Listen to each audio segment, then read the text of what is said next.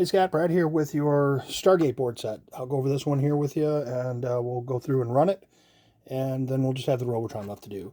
On this board, again, it was pretty filthy. Stripped down the MPU, simple greened it, dried it in the oven. Got a new coin cell battery holder here with the CR2450. Probably has 3 times the life as a standard CR2032 most people use. Again, back here we have a electrolytic or a tantalum electrolytic used for the soft start I put in.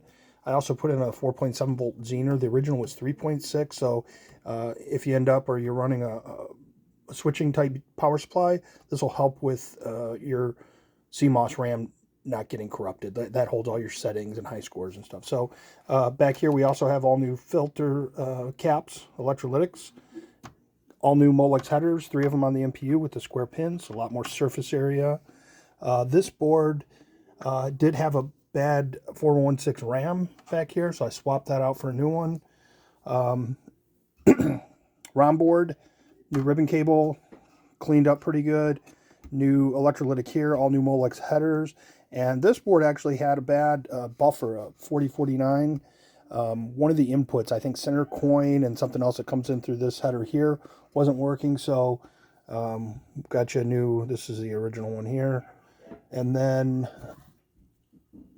let's see here on the I/O board, new ribbon cable cap, 2 new 10-pin headers, soundboard, kind of like the Defender, all new electrolytics, new bridge rectifier, cleaned up considerably. All the new heatsink compound behind the heat sinks. I take the fuses out and recrimp these so there's a lot more friction on them. Also, too, this was the Rev B board.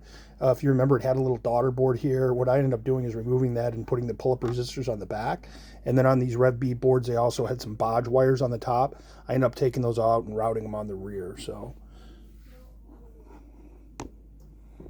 a lot cleaner that way. Shorter run as well.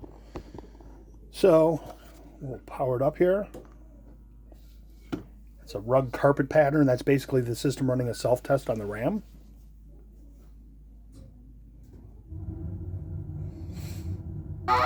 All systems go and right into a track mode. Again, that shows us the battery, the CMOS, everything's working good. So I can coin it up here. We'll hit start.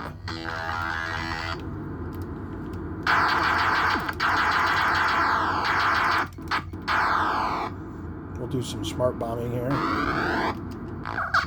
Hyperspace there. Whoop.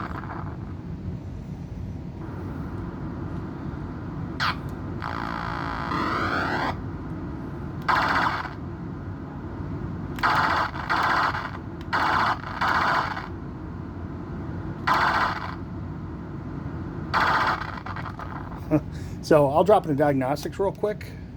We can just kind of go through and see everything. So all ROM's good, no RAM errors. This will test the CMOS, no errors.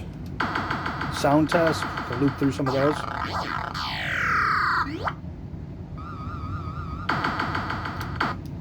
Switch inputs, again, this tests all the different inputs, coin, fire, we've got smart bomb, hyperspace, reverse, Inviso.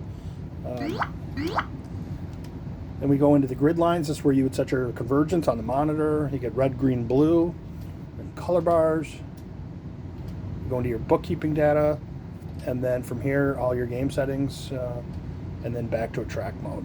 So this one's good to go. It's had, all the games had at least 24 hours running on the bench with no problems. So I'll move on to the Robotron after this.